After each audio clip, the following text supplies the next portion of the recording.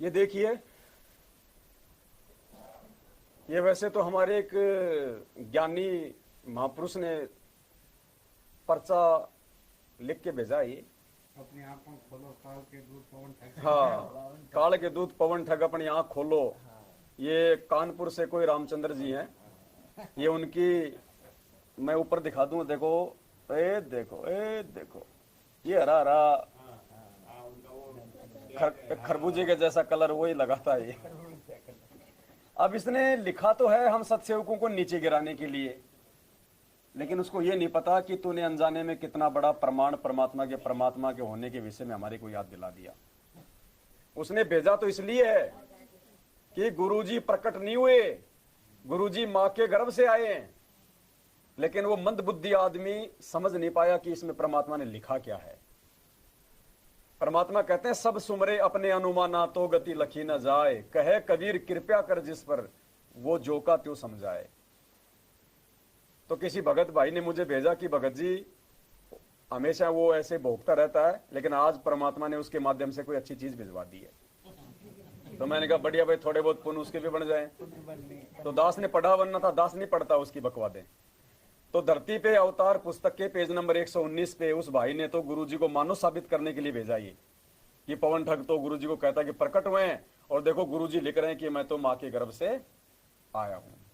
कितना बड़ा प्रमाण है पुण्यात्माओं, आंख फाड़ देने वाला प्रमाण। छुपा हुआ था, देखो परमात्मा किसके माध्यम से, क्योंकि काल के मुंह से भी परमात्मा ने बुलवा दिया कि मैं काल हूं।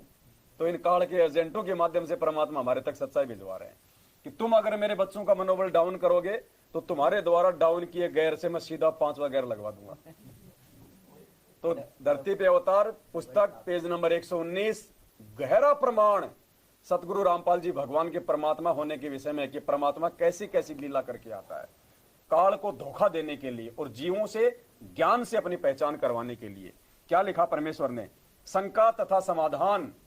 शंका क्यों लिखा गुरु जी ने यहाँ पे? कि आने वाले समय में भक्तों को शंका होगी, काल के दूत मेरे बच्चों को भ्रमित करेंगे कि गुरु जी का जन्म हुआ है, गुरु जी प्रकट नहीं हुए, गुरु जी सहशरीर नहीं आए, जो आज हो रहा है। और ये भी एक छोटा काल का एजेंट है जिसने ये पर्चा बना के भेजा है। तो परमात्मा अब इसकी शंका का समाधान करवाएंगे। तो शंका तो ये है कि लोग संत रामपाल जी को परमात्मा नहीं मानेंगे, काल मन में शंका पैदा करवाएगा कि इसकी तो माता जी का नाम इंद्रोमाई है, पिताजी का नाम नंदराम जी था, ये तो गर्भ से आए हैं, गांव धनाना में आए हैं, ये भगवान कहां से हो जाएंगे, परमात्मा कहां से हो जाएंगे।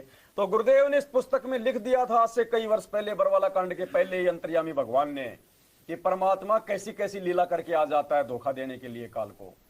और देखो इतना गहरा प्रमाण छोड़ दिया मालिक ने। शंका तथा समाधान। पाठकों को भ्रम उत्पन्न होगा कि परमेश्वर कबीर जी मां से जन्म नहीं लेते। आज 90% संगत को यही भ्रम है कि वे सत्सेवक तो गुरुजी को कह रहे हैं कि ये कबीर परमात्मा है, कबीर परमात्मा तो मां से जन्म लेते ही नहीं। तो अंतर्यामी ने देख लो पुण्यात्मा, इसको कहते हैं अंतर्यामी एक तुम आत्म के आधार, जो तुम छोड़ो हाथ तुम्हारी कौन उतारे पार। ये है अंतर्यामी भगवान, जो जीव के अंदर बरसों बाद उठने वाली सोच को भी पहले जान लेता और उसका समाधान अपनी पुस्तकों में लिख दिया। पाठकों को भ्रम उत्पन्न होगा कि परमेश्वर कबीर जी मां से जन्म नहीं लेते, फिर रामपाल दास रूप में कबीर जी कैसे आए? अब उस समय तो कोई सवाल करने वाला था ही नहीं है। बरवाला कांड से पहले तो कोई माइका लाल ये सवाल ही नहीं करता था कि रामपाल जी थोड़े कबीर है, क्योंकि रामपाल जी को कोई कबीर मानता ही नहीं था। तो गुरुजी क्यों लिखेंगे? गुरुजी ने वर्तमान समय को देखते हुए शंकाओं का समाधान पहले ही लिख रखा है। फिर रामपाल दास रूप में कबीर जी कैसे आए? इनका जन्म तो माता पिता से हुआ है। अब क्या करे? परमात्मा समाधान दे रहे हैं। परमात्मा के अंदर सर्व सिद्धि है। गरीबदास जी ने कहा है, सब पदवी के मूल हैं, सकल सिद्धि हैं तीर, दास गरीब सतपुरुष बजुरो अविगत कला कबीर। भावार्थ है कि परमेश्वर कबीर जी के पास सर्व सिद्धियां हैं।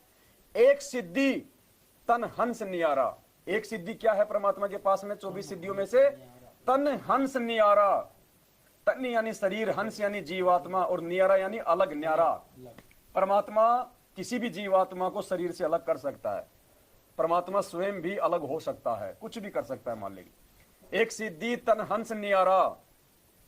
भावार्थ है कि एक ऐसी सिद्धि है जिसके प्रताप से जीव शरीर से भिन्न हो जाता है तथा शरीर भी जीवित रहता है। क्या कह रहे हैं गुरु जी? एक ऐसी सिद्धि है जिससे जीव शरीर से अलग भी हो जाता है, आत्मा बाहर भी निकल जाती है, शरीर भी जीवित रहता है। जैसे धर्मदास जी को परमात्मा 3 दिन के लिए सतलोक ले गए, पीछे से उनकी धड़कनें धड़क रही थी, रिश्तेदार बोला कोमा में गया। तो एक सिद्धि तन हंस नियारा, एक ऐसी सिद्धि है जिसके प्रताप से जीव शरीर से अलग हो जाता है तथा शरीर भी जीवित रहता है। इसी आधार से परमात्मा कबीर जी मां के गर्भ में नहीं रहते, परंतु अब देखना पुण्यात्माओं, 8 सितंबर 1951 को संत रामपाल जी भगवान कैसे प्रकट हुए। इसी आधार से परमात्मा कबीर जी मां के गर्भ में नहीं रहते, परंतु शरीर गर्भ में तैयार हो जाता है तथा गर्भ से बाहर आ जाता है। बिना जीवात्मा के शरीर क्या होता है? गर्भ से बाहर आ जाता है तथा उसमें अपने अंश को प्रवेश कर देते हैं। वह कबीर परमेश्वर वाली शक्ति के लिए लीला करता है। अब यहां थोड़ा सा छुपाना पड़ता है परमात्मा को कि परमात्मा अपने किसी अंश को उस शरीर में प्रवेश कर देता है, यानी अपनी किसी आत्मा को शरीर में प्रवेश करके अपना काम करवा लेता है। तो संत रामपाल जी भगवान मां के गर्भ से नहीं आए, इससे साबित कर दिया गुरु जी ने। एक बार दिखा दो भाई बहनों को थोड़ा सा जूम करके। धरती पे अवतार पुस्तक है, पेज नंबर 119 है। परमात्मा ने बहुत गहरा प्रमाण दिया है कि 8 सितंबर 1951 को संत रामपाल जी भगवान मां के गर्भ से नहीं आए। जिन लोगों को भ्रम है कि उनके मां बाप हैं, वो मां के गर्भ से नहीं आए।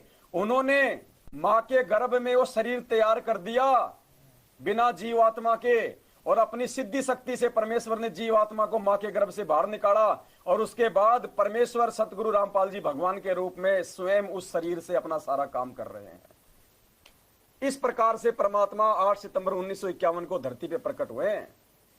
इस प्रकार से जैसे परमपिता परमेश्वर ने द्वापर युग में सुदर्शन सुपच के शरीर उसको तो भेज दिया कहीं बाहर 15 दिन की छुट्टी पे, और खुद उसी शरीर को बना के झोपड़ी में बैठ गए और पांडवों की यज्ञ सफल करके आ गए सुदर्शन रूप में। ऐसे परमेश्वर 8 सितंबर 1951 को आए हैं। ये प्रमाण है, इससे बड़ा कोई प्रमाण नहीं हो सकता। ये पुस्तक किसी और की नहीं है, स्वयं गुरु जी के हाथों से लिखी हुई है, 2014 बरवाला कांड से पहले की। तो पुण्यात्माओं, ये परमात्मा है, ये भगवान है, ये सशरीर ही आता है, ये सशरीर ही जाएगा। वरना गुरु जी कभी नहीं कहते कि आपने इस रामपाल दास को भगवान मानना पड़ेगा। मान लो इस दास के रूप में कबीर जी बैठे हैं, ये शब्द कभी नहीं बोलेंगे गुरु जी। वो क्यों बोल रहे हैं? क्योंकि वो हैं, लेकिन उसके टर्म्स एंड कंडीशन हैं। काल भगवान के साथ परमात्मा के कुछ अनुबंध हैं, कुछ एग्रीमेंट हैं, जिसके चलते परमात्मा डायरेक्टली अपने आप को नहीं कहता कि मैं ही कबीर परमात्मा हूं। और इस भेद को, इस संकेत को जो समझ जाएगा वही सतलोक जाने का अधिकारी होगा। शब्द सैन सतगुरु की पहचान है, वो पावे अटल सुहाग रे। तो पुण्यात्माओं, इस प्रकार ये परमात्मा 8 सितंबर 1951 के दिन धरती पे प्रकट हुए हैं। तो क्या लिखा परमात्मा ने? अमर लोक से चल के आए, भव बंधन से जीव छुड़ाए, और दे मंत्र सतलोक पठाए। ये देते निश्चलवास। निश्चलवास यानी सदा सदा के लिए स्थायी जगह दे देते हैं सतलोक में। फिर परमेश्वर कहते हैं, हमको आदेश दे रहे, परमात्मा निर्देश दे रहे हैं कि पाप पुण्य को हरदम तोलूं, घर घर में मैं कहती डोलूं, दुश्मन मीत सभी से बोलूं, तुम करियो अवण की ख्यास। पाप पुण्य को हरदम तोलूं। परमेश्वर कह रहे कि मेरे से तत्व ज्ञान लेने के बाद में तुम पाप और पुण्य को पहचानो कि कौन से अच्छे कर्म करने से तुम्हारे पुण्य बनेंगे और कौन से कुकर्म करने से तुम्हारे पाप कर्म बनेंगे। और अगर मर्यादा तोड़ के अगर तुम ये पुण्य कर्म करोगे तो भी तुम यहीं पे तुम फंसे रहोगे, क्योंकि पुण्य तो हमारे रहेंगे। अगर मर्यादा में रह के अगर हम ये पुण्य करेंगे, 5 यज्ञ करेंगे, दान धर्म करेंगे, तो हम सतलोक जाएंगे।